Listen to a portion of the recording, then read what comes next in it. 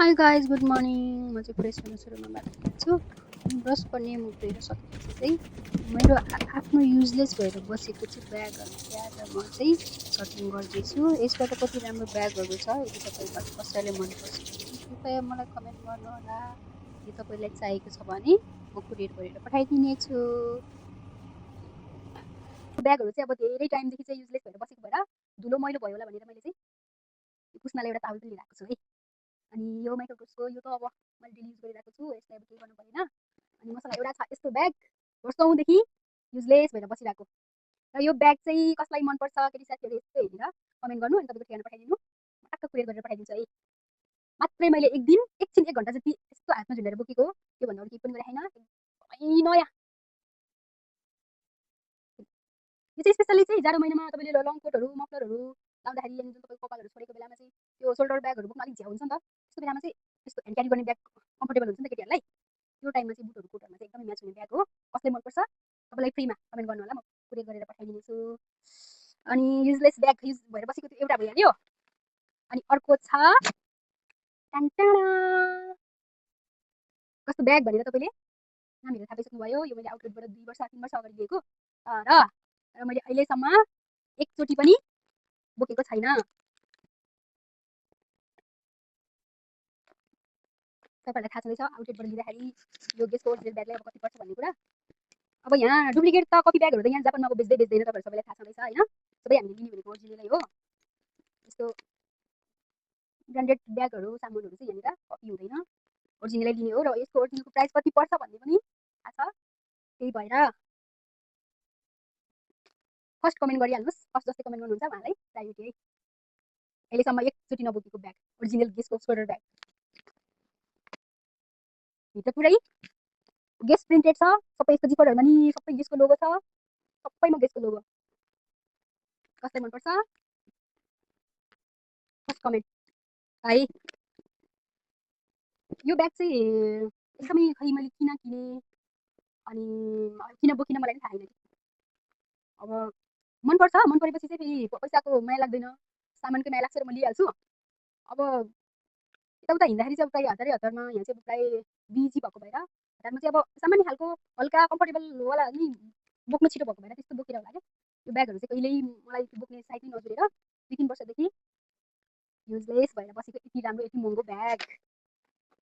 यो कसलाई चाहिन्छ, कुनको लकी हुनुहुन्छ उहाँले पाउनुहुन्छ, कमेन्ट गरिहाल्नु होला। राख्दा राख्दा यताउता सार्दा सार्दा यसको ब्याग नै च्यातिसक्यो।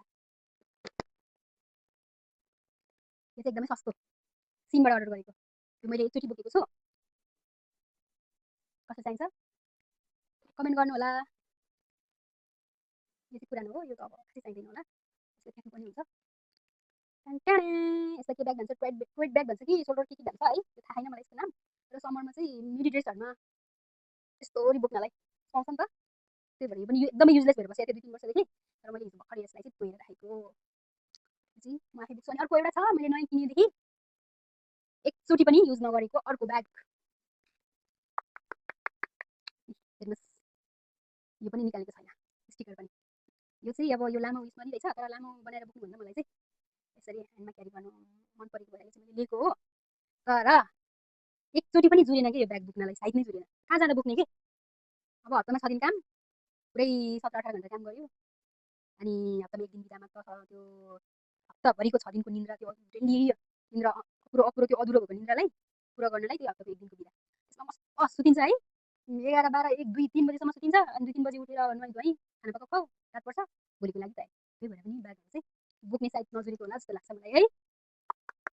कस्तो ब्युटिफुल ब्याग, एकदमै मन परेको ब्याग। यो मैले धेरै बोकेँ है, लगभग 1 वर्ष जति बोकेँ होला। एकदमै राम्रो डिजाइन, एकदमै हल्का अनि कस्तो कम्फर्टेबल। कसलाई चाहिन्छ, एकदमै राम्रो कन्डिसन। कहीँ कतै केही भएको छैन कि। मैले अब 1 वर्ष त बोकेँ होला, 1 वर्षमा अब कति दिन त बोकेँ, 5-6 दिन बोकेँ होला नि। त्यो पनि दिनको 1-2 घन्टा 1-1.5 घन्टा जति आउँछु भेट्छु कि ब्यागमा, यत्रो आउँछु भेटाइसक्यो। कसलाई चाहिन्छ कमेन्ट गर्नु होला, कुन चाहिँ ब्याग चाहियो मलाई यो चाहिँ भनेर स्क्रिनसट गरेर भन्नु होला, म तपाईँलाई फ्रीमा कुरियर गरेर पठाइदिनेछु। फिट ब्याग यो चाहिँ खासै त्यस्तो राम्रो चाहिँ छैन, तर क्वालिटी चाहिँ एकदम राम्रो, स्ट्रङ। सरकारहरू किन्नु जाँदा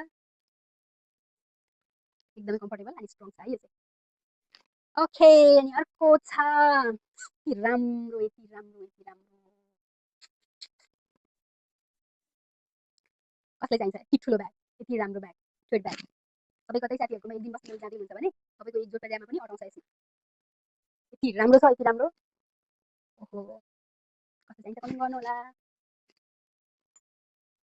अनि छ ट्यान ट्यान यो पनि मैले एक दिन एकछिन 1 घन्टा जति बोकेको छु है यसको यहाँको यो स्टिकर यो लोगोमा टाँसेको त्यो प्लास्टिक पनि निकालेको छैन एकदमै स्ट्रङ अनि एकदमै धेरै सामान अटाउँछ यो भित्र तपाईँको एक जोर कपडा तपाईँको मेकअपको सामानहरू तपाईँको वालेट तपाईँको चाहिँ सानोवाला छाता छ भने छाता सबै अटाउँछ कि यसमा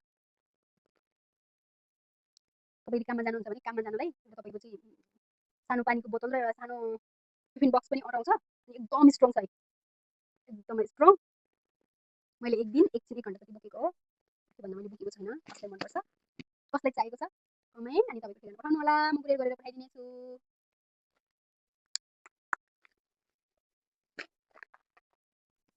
मैले किनेदेखि एकचोटि पनि युज नगरेको यो पार्टीको लागि चाहिँ हातमा क्यारी गर्ने पर्स सिल्भर कलरको यस्तो यो टल्किने यो मोतीको यो भएको कसलाई मनपर्छ कसलाई चाहिएको छ कमेन्ट गर्नु